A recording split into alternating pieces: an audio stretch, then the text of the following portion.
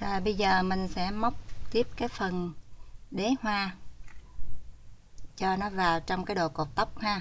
Đây mình chuẩn bị sẵn đồ cột tóc rồi. Mình thích làm cọng dây thun thứ này hơn là dây thun kia nó mau hư lắm, nên mình thích dùng loại thun này hơn. Đây, cái phần mà dây dư thừa đó bạn cột rút lại một cục vàng cho mình, rồi nhét nó vào trong đây là được. Rồi ở đây mình bắt đầu móc ha.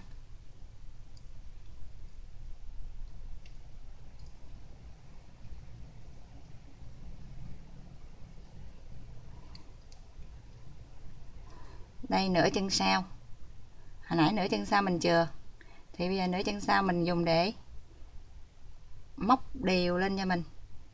Bây giờ móc trước một mũi trượt cho mình ha, để di chuyển cọng len này vô bên trong cái chân này. Sau đó bạn móc mũi đơn cho từng cái chân ở trong đây ha. Đây là chân sau lúc trước mà mình chừa lại mình không móc đó. Đối với cái đế này thì bạn cũng không cần đếm kỹ các cái chân móc đó ha, cứ thấy có thì móc cho mình, móc một vòng cho mình nha.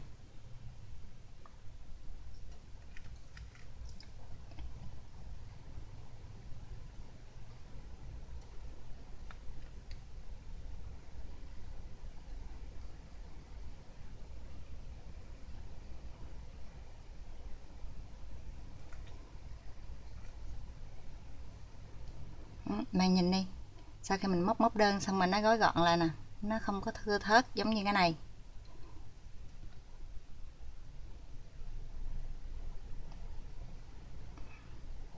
Mỗi một cái chân móc đó mình móc một mũi móc đơn, móc đến hết cho mình cái phần còn lại này nha. Làm bạn móc kết thúc bằng một mũi trượt. Kế tiếp bạn sẽ nhét cái phần mà thun, cái mối thun này vào trong cái phần này cho mình. Cái phần mối thun này mình không cắt sát là lý do là mình dùng để độn bên trong đây cho cái phần nhụy nó mo lên. Bởi vậy bạn đừng có thắc mắc là vì sao mà mình không có cắt gọn những cái phần chỉ đi để dễ làm. Thực chất ra là mình muốn dùng để mà độn bên trong đây ha.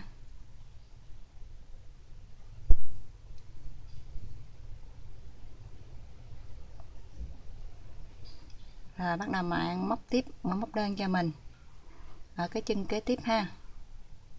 Móc một vòng mũi móc đơn. Đây, nhìn cách mình làm ha. Móc mũi móc đơn lên cho mình. Ở trên đây đã xuất hiện một mũi móc đơn rồi đây, thấy chưa? Rồi kế tiếp bạn thực hiện lần lượt các mũi móc đơn cho mình đến phần giữa đối lập với cái phần bên đây thì mình lại móc qua cái cọng dây này tiếp ha.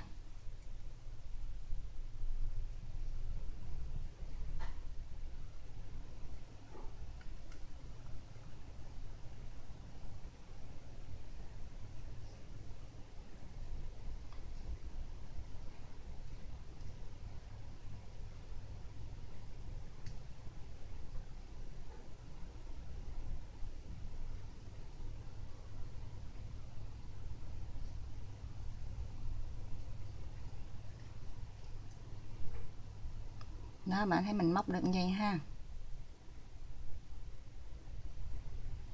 Bắt đầu nó gần sắp tới phần mà phân giữa rồi thì mình sẽ luồn qua cái cọng dây thun này tiếp.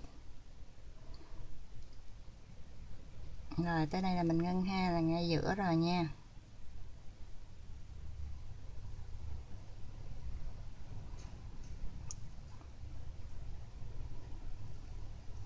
Bắt đầu móc qua cọng dây thun phía này ha.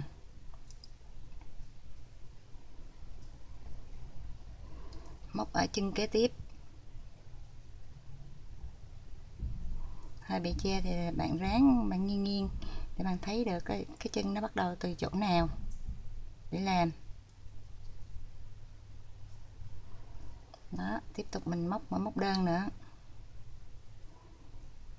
Và một hồi mình sẽ nhét những cái phần mà chỉ dư thừa là cụm thun dư thừa nhét vô bên trong. Còn giờ mình cứ móc đều như thế này.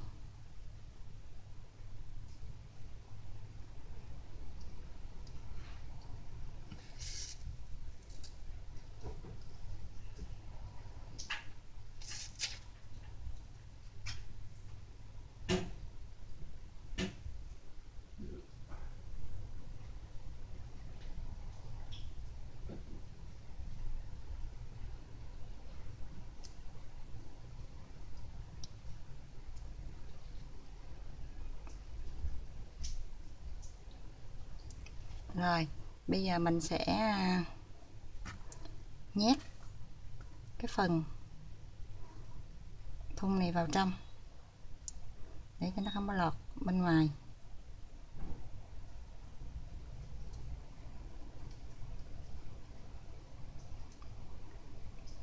Kể cả phần chỉ này nè, mình cũng nhét nó vào trong.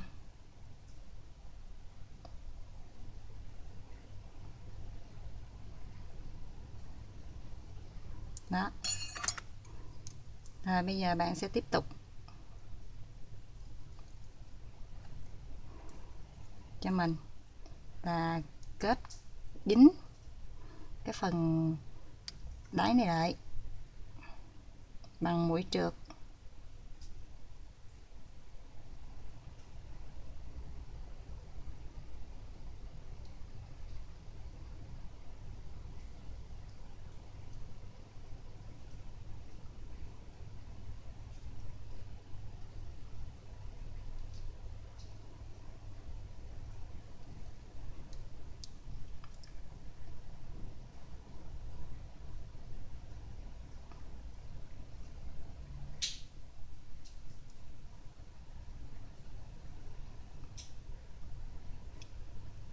Ở đây bạn điểm làm sao mà làm cho nó khép kín mình láng là được rồi ha.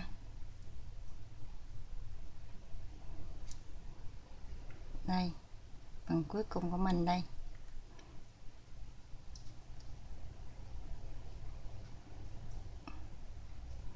Rồi, ok. Bạn rút lên cho mình một phát nữa. Rồi bây giờ mình có thể cắt chỉ được rồi, thấy không? Nhìn. Phần này nó bạn thấy không? Mình để chỉ dư và cái thun dư để lại thì sao? Ở đây nó sẽ tạo độ cong lên mà bạn không cần phải dồn thêm gòn ha. Sau khi xong rồi thì bạn chừa một khúc dải nha, một khúc len như thế này rồi cắt để kết thúc.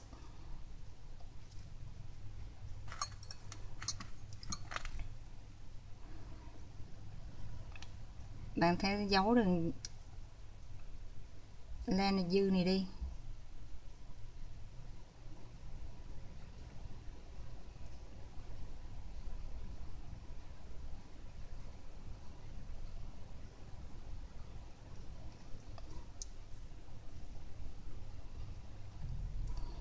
Kế tiếp mình sẽ móc tới cái phần lá này ha.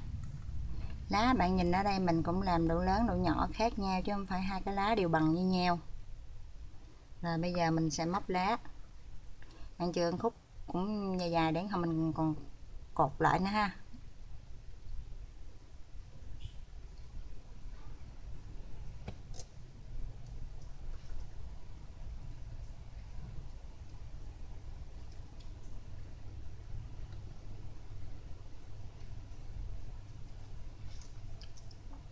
Móc lên cho mình 6 bính.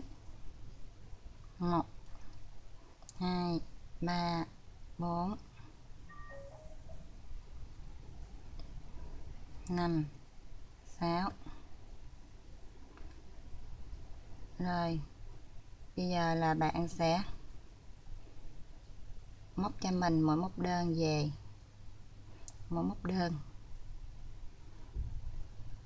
cho những cái chân còn lại ha.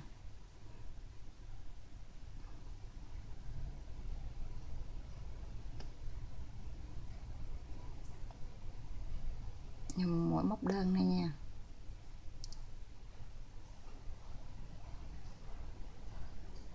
Rồi bạn móc lên cho mình một bính.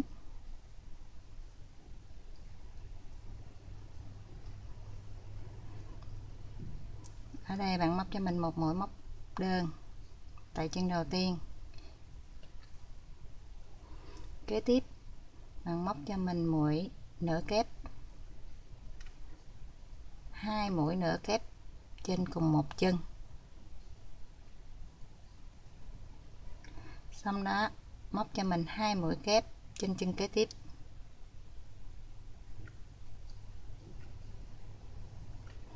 Lá nếu mà bạn nắm được quy tắc thì bạn có thể là tự mình làm lá theo cái ý thích của mình, muốn lá nó đều hay là lá nó hơi không cong quẹo quẹo gì đó thì tùy bạn ha.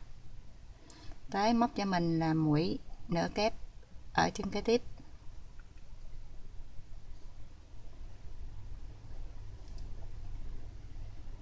Chân kế tiếp móc cho mình một mũi móc đơn. Sau đó bạn móc lên cho mình 2 bính, 1 2 nè. Sau đó móc xuống ngay chân đó, ngay vị trí này, bạn móc xuống một mũi móc đơn cho mình.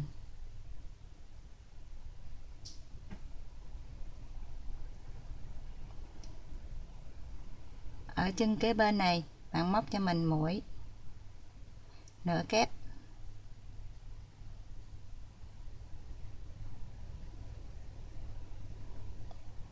Kế tiếp bạn móc cho mình mũi kép đơn, gồm 2 mũi kép đơn ha.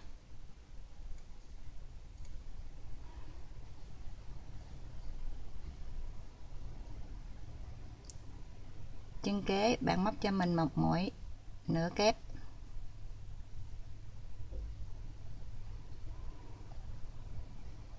Chân kế bên này bạn móc cho mình là một mũi móc đơn. Sau đó bạn móc qua bên đây cho mình một mũi trượt.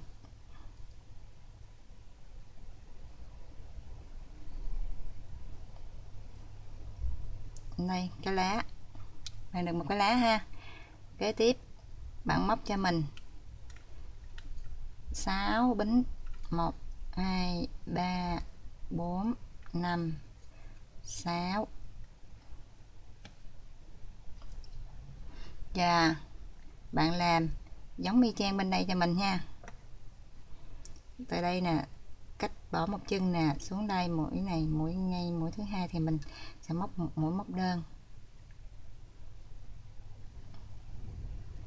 Móc hết cho mình là mũi móc đơn ở trên các bính này.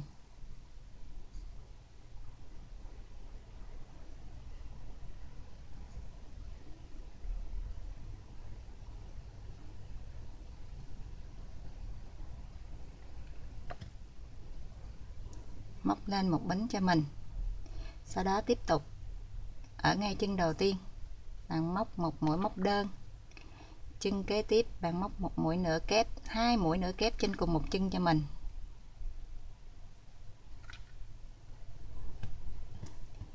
Chân kế tiếp bạn móc cho mình 2 cái mũi kép đơn.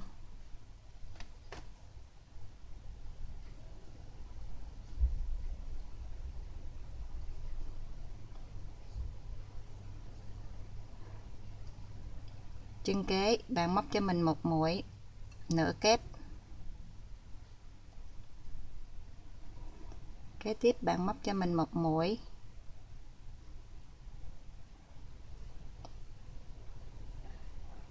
móc đơn, đánh lên 2 bính và móc xuống ngay vị trí đó một mũi móc đơn cho mình. Kế tiếp mũi nửa kép, một mũi nửa kép, 2 mũi kép đơn ở chân kế tiếp.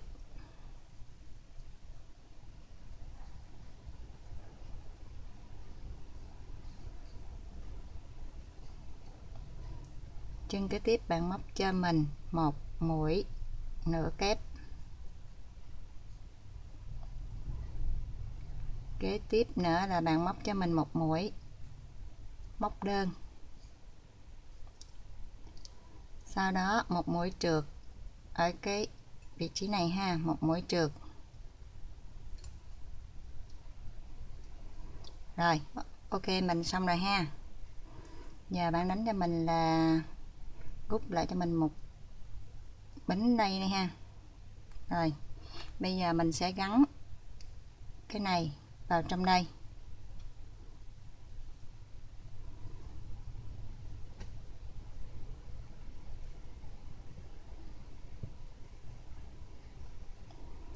Ở đây là bạn móc vòng xoay qua, móc lên mũi móc đơn cho mình.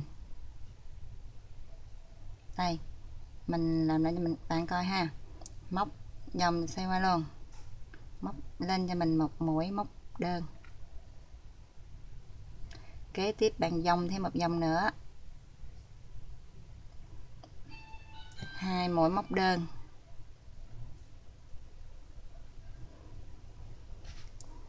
Cái này còn thưa quá là mình làm thêm một mũi móc đơn nữa ha.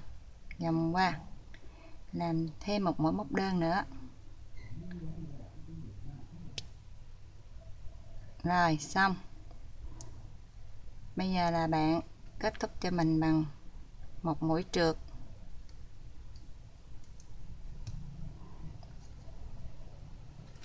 Kéo hơi dư ra, cắt.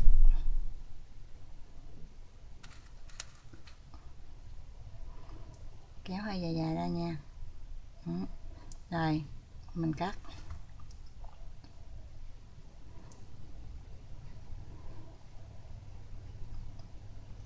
Bây giờ bạn sẽ cột hai cọng thun này lại với nhau, móc cái này qua cùng một hướng nè, để mình cột hai cọng thun này lại với nhau.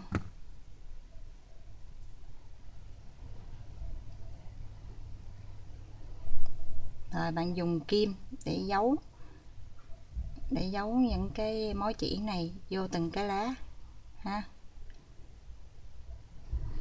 Đây, bạn móc chỉ, sau khi cột gút xong rồi bạn móc chỉ qua hai bên như thế này, rồi dùng kim xỏ kéo chỉ để giấu chỉ ha, chỉ dư sẽ giấu đi. Rồi hết cái phần chỉ dư này đi. Đây là mình mất một bên rồi ha, bên còn lại mình làm giống y chang. Đây, phần còn lại mình cũng giấu chỉ giống y chang đây.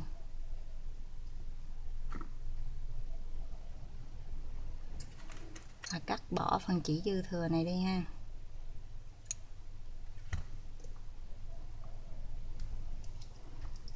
Rồi, đầu cột tóc của mình đã hoàn tất.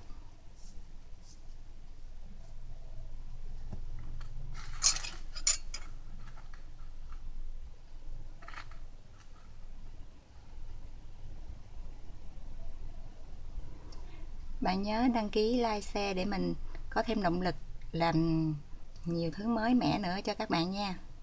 Cảm ơn các bạn đã coi video của mình nha.